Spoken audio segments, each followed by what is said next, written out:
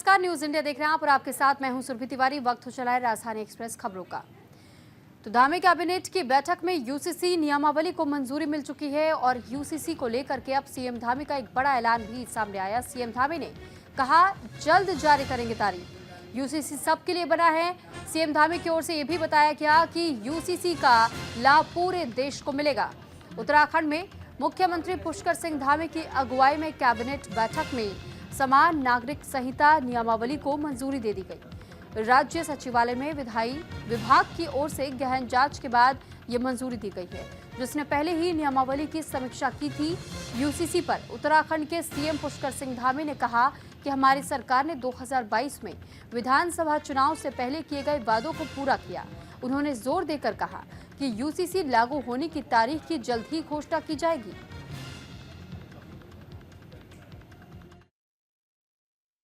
निभाया है और देवभूमि उत्तराखंड को ये गौरव प्राप्त हो गया।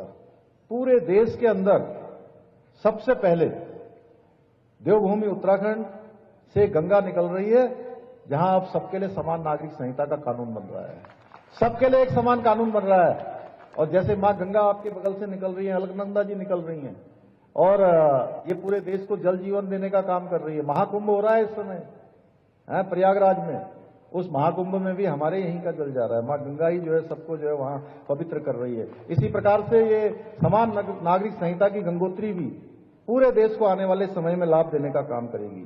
इतना ही नहीं, हम बहुत जल्द सशक्त भू कानून बनाकर भी राज्य के मूल स्वरूप के साथ खिलवाड़ करने वालों के साथ, छेड़छाड़ करने वालों के साथ कड़ी कार्रवाई सुनिश्चित करने वाले हैं। इसकी प्रक्रिया भी वर्तमान में गतिमान है। तो देखिए, घोषणा से कानून बनने तक का जो सफर है उसे 12 फरवरी 2022 को सीएम धामी ने यूसीसी की घोषणा की थी और सीएम बनने के बाद पहली कैबिनेट बैठक में यूसीसी पर फैसला भी सामने आया था और एससी के रिटायर्ड जज रंजना प्रकाश देसाई की अध्यक्षता में समिति बनी थी। समिति ने 20 लाख सुझाव ऑफलाइन और ऑनलाइन प्राप्त किए थे। 2.50 लाख लोगों से समिति ने सीधा संवाद भी किया था और 2 फरवरी 2024 को विशेषज्ञ समिति ने ड्राफ्ट रिपोर्ट सीएम को सौंपी। 6 फरवरी को विधानसभा में यूसीसी विधेयक पेश हुआ। 7 फरवरी को विधेयक विधानसभा से पारित हुआ। राजभवन ने विधेयक को मंजूरी के लिए राष्ट्रपति को भेज दिया है। 11 मार्च को राष्ट्रपति ने यूसीसी विधेयक को अपनी मंजूरी दी। यूसीसी कानून के नियम बनाने के लिए एक समिति का गठन भी किया गया। हिंदी और अंग्रेजी में राज्य सरकार को नियमावली सौंपी गई है। 20 जनवरी 2025 को नियमावली को कैबिनेट की मंजूरी मिल चुकी है।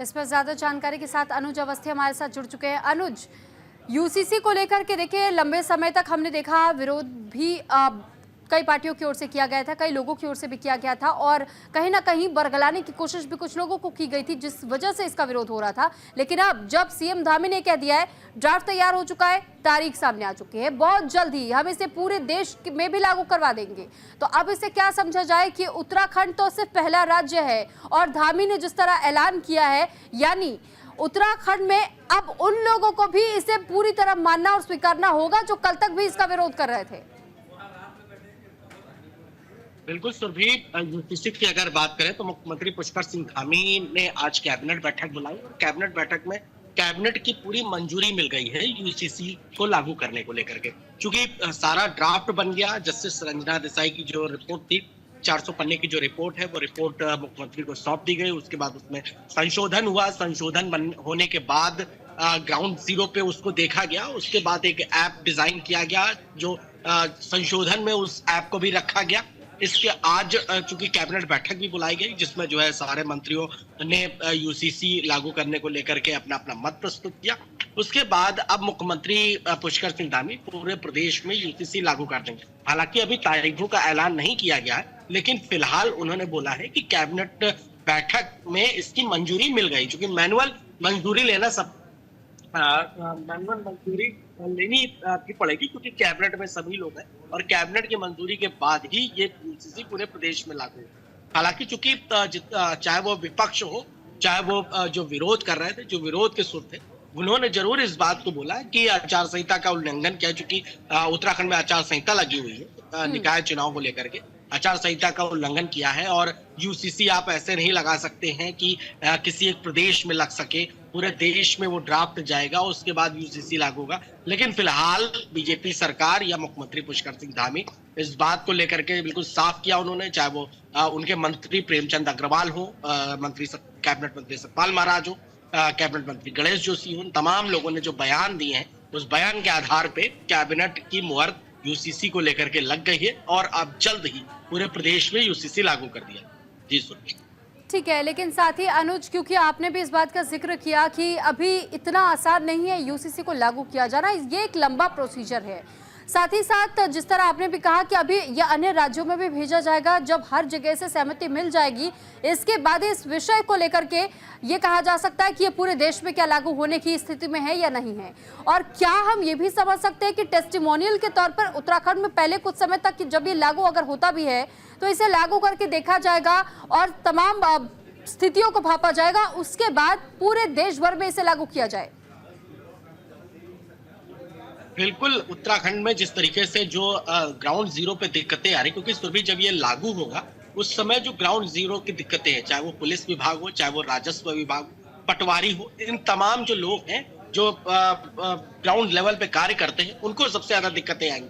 कुछ लोगों ने निजता का हवाला देते हुए, चूंकि जो लिविंग इन रिलेशनशिप पे रह रहे हैं, जो विवाह संबंधी है, उनका निजता का हवाला देते हुए तो मुख्यमंत्री ने एक साफ किया कि एक ऐप को डिजाइन किया गया जो आईटी विभाग उस ऐप को देखेगा। उसमें कई सारे कर्मचारी होंगे और आप अपने घर बैठे आप उसमें रजिस्ट्रेशन करा सकते हैं, क्योंकि आपकी निजता किसी के सामने नहीं आएगी। तो आप उसमें घर बैठे एक मोबाइल के क्लिक से आप रजिस्ट्रेशन करा सकते हैं। 50,000 जो रजिस्ट्रेशन है वो एक बार में हो सकते हैं।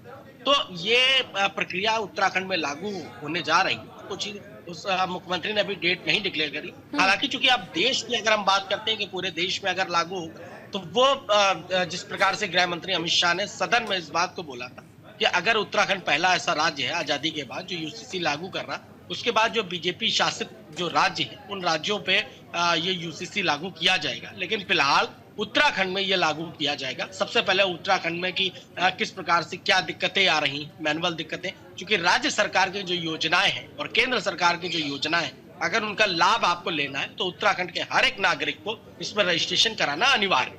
जी चलिए ठीक है अनुज, बहुत धन्यवाद आपका तमाम जानकारी हम तक पहुंचाने के लिए। तो देखिए, उत्तराखंड में निकाय चुनाव को लेकर के बीजेपी इस वक्त तैयार नजर आ रही है और उत्तरकाशी में सीएम धामी ने रोड शो भी किया। तो बीजेपी प्रत्याशी के पक्ष में सीएम धामी कई जगहों का अब तक भ्रमण कर चुके हैं और रोड शो भी कर चुके हैं और इसी के तहत में आज एक बार फिर एक जनसभा में पहुंचे हुए थे सीएम धामी, जहां उन्होंने रोड शो भी किया। तो जनसभा कर बीजेपी प्रत्याशी के समर्थन में वोट की अपील की। तो उत्तराखंड में निकाय चुनाव को लेकर बीजेपी ने इस वक्त कमर कसी हुई है और इसी कड़ी में उत्तराखंड के सीएम पुष्कर सिंह धामी ने उत्तरकाशी नगर निकाय चुनाव में बीजेपी प्रत्याशी के पक्ष में रोड शो किया और जनसभा में हिस्सा भी लिया। इस दौरान सीएम धामी ने आमजन से बीजेपी का समर्थन करने की अपील भी की।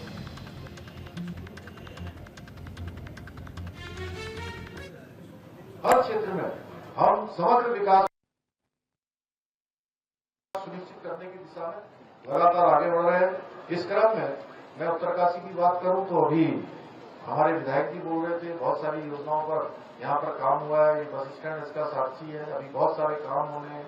यहाँ पर कूड़े का जो तट पर ढेर लगा है, इसके लिए भी हम लोगों को एक साइंटिफिक तरीके से इसको योजना को भी धरातल पर उतारना है।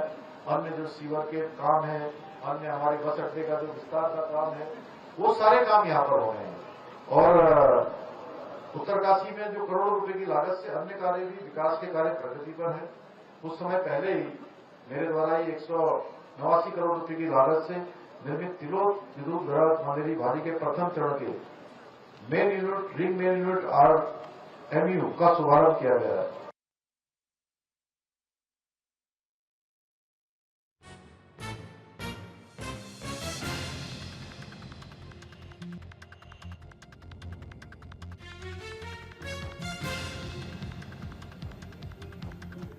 तो वहीं दूसरी ओर निकाय चुनाव के लिए कांग्रेस का भी घोषणा पत्र सामने आया। कांग्रेस ने अपने घोषणा पत्र का नाम दिया वचन पत्र।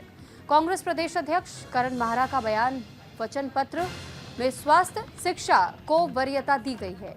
कांग्रेस ने निकाय चुनाव में जीत का दावा भी किया और बीजेपी के बाद अब कांग्रेस ने भी नगर निकाय चुनाव को लेकर के अपना घोषणा पत्र जारी कर दिया। कांग्रेस प्रदेश मुख्यालय देहरादून में कांग्रेस वर्किंग कमेटी के सदस्य गुरदीप सिंह सप्पल ने वचन पत्र जारी किया। इस दौरान वीडियो कॉन्फ्रेंसिंग के जरिए पूर्व मुख्यमंत्री हरीश रावत और कांग्रेस प्रदेश अध्यक्ष करण माहरा ने वचन पत्र जारी होने पर अपनी शुभकामनाएं दी। हरीश रावत ने कहा कि दृष्टि पत्र हमारी सोच को दर्शाता है और प्रदेश की जनता ने इस बार के निकाय चुनाव में कांग्रेस का अवसर देने का भी मन बना लिया है। तो बीजेपी पर निशाना साधते हुए हरीश रावत ने कहा कि स्मार्ट सिटी के नाम पर बीजेपी ने करोड़ों रुपए खर्च कर दिए, लेकिन स्मार्ट सिटी के पैसों से बीजेपी स्मार्ट हुई है और देहरादून की हालत बदहाल है। देहरादून को बेहतर बनाने के लिए कांग्रेस सरकार ने कई अहम काम किए थे, लेकिन बीजेपी सरकार ने उन कामों को आगे नहीं बढ़ाया।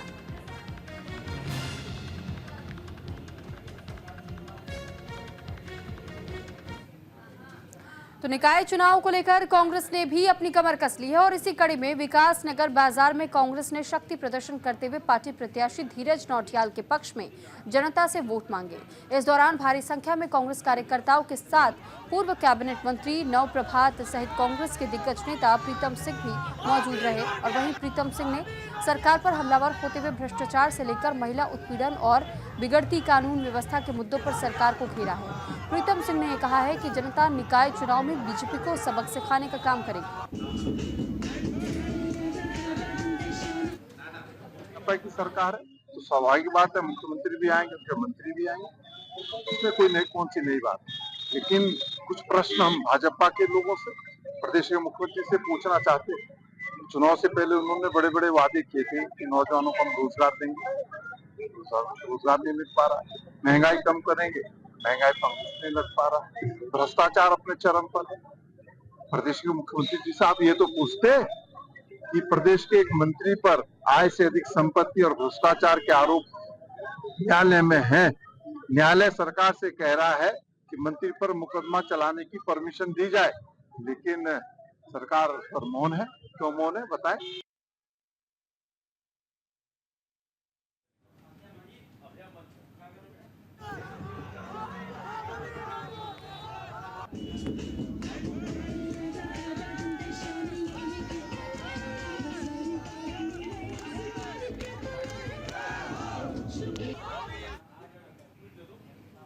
तो जहां पर आरटीओ पुलिस चौकी में लापरवाही का मामला सामने आया, दरअसल ये मामला पूरा हल्द्वानी का बताया जा रहा है, जहां पुलिस कस्टडी में लाए गए एक संदिग्ध के फरार होने से पुलिस विभाग में हड़कंप मच गया।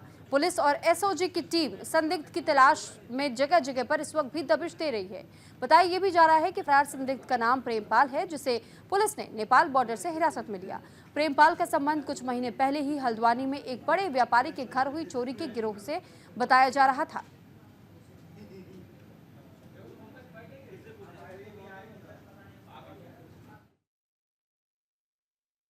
देखिए, गत महीने एक चोरी के मामले में शक के आधार पर हमने कई लोगों को पूछताछ के लिए बुलाया था, जिन्हें हमें पूछताछ के बाद छोड़ दिया गया था।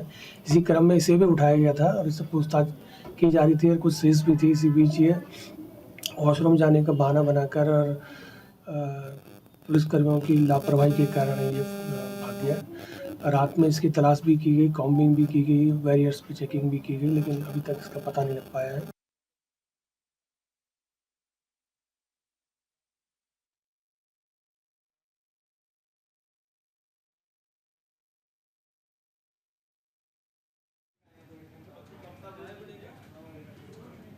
खबर देहरादून से है, जहां पर बीजेपी प्रदेश अध्यक्ष महेंद्र भट्ट ने हाबटपुर पहुंच करके पार्टी प्रत्याशी नीरू देवी के पक्ष में कार्यकर्ताओं के साथ में बैठक की। इस दौरान हरबरपुर नगरपालिका अध्यक्ष पद की बीजेपी प्रत्याशी नीरू देवी के साथ पूर्व जिला पंचायत अध्यक्ष मधु चौहान सहित भारी संख्या में पार्टी कार्यकर्ता मौजूद रहे। और इस मौके पर पार्टी कार्यकर्ताओं को संबोधित करते हुए प्रदेश अध्यक्ष महेंद्र भट्ट ने कहा कि निकाय चुनाव में सभी बीजेपी प्रत्याशी भारी बहुमत से जीतने जा रहे हैं। महेंद्र भट्ट ने दावा किया है कि हरबरपुर सीट पर रिकॉर्ड तोड़ मतों से बीजेपी प्रत्याशी नीरू देवी की जीत भी होगी। पार्टी की हरबरपुर नगर पालिका की दृष्टि से यहाँ पर कार्यकर्ताओं की बड़ी बैठक हुई और मैं कह सकता हूँ यहाँ का पूरा फीडबैक मेरे सामने है। देहरादून जनपद के अंदर हरबरपुर सर्वाधिक मतों से जीतने वाली हमारी नगर पालिका के अध्यक्ष होंगे। हमने योग्यतम प्रत्याशी को यहाँ से प्रत्याशी बनाया है। मुझे पूरा विश्वास है कि यहाँ की जनता भारतीय जनता पार्टी के पक्ष में मतदान करेगी। भारतीय जनता पार्टी की सरकार राज्य सरकार के विकास योजनाओं को स्थानीय निकाय तक ले जाने के लिए आवश्यक है कि स्थानीय निकाय में भी मतदाता भारतीय जनता पार्टी मतदान करेगा, ऐसा मैं विश्वास कह सकता हूँ।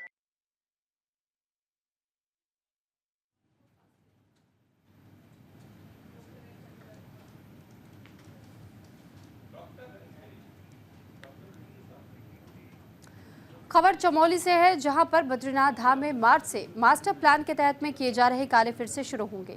बर्फबारी और कड़ाके की ठंड के कारण अभी काम रोका गया है। जिलाधिकारी संदीप तिवारी ने बद्रीनाथ मास्टर प्लान कार्यों को लेकर के प्रगति समीक्षा बैठक ली, जिसमें PWD-PIU के अधिकारियों ने बताया कि बद्रीनाथ धाम में बर्फ कम होने के बाद से मार्च शुरू होते ही तेजी से साथ मास्टर प्लान के काम की शुरुआत कर दी जाएगी।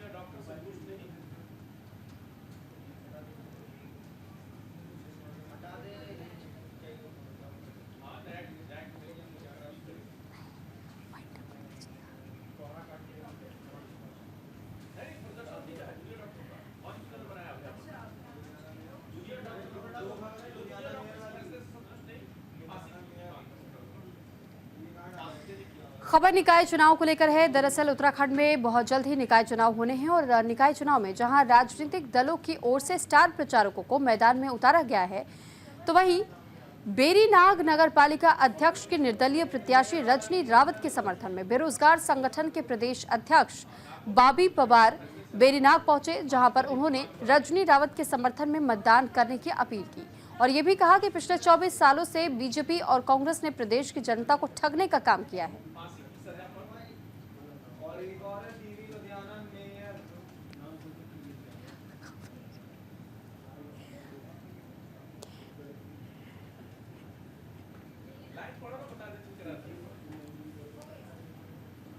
तो फिलहाल देखिए, नगर निकाय चुनाव को लेकर के बीजेपी और कांग्रेस जहां जोर आजमाइशें कर रही है, तो वहीं दूसरी तरफ हम ये भी देख रहे हैं कि कैसे जो निर्दलीय इन दिनों खुद अपनी पार्टियों से बगावत करने के बाद से निर्दलीय तौर पर चुनावी मैदान में उम्मीदवार के रूप में उतरे हैं। ऐसे में अब ये देखना है कि क्या निर्दलीय भी अपना सिक्का जमा पाते हैं या फिर बीजेपी और कांग्रेस से निकलने के बाद से उनके हाथ पूरी तरह ही खाली रह जाएंगे। इसी के साथ राजधानी एक्सप्रेस खबरों में फिलहाल इतना ही। नमस्कार।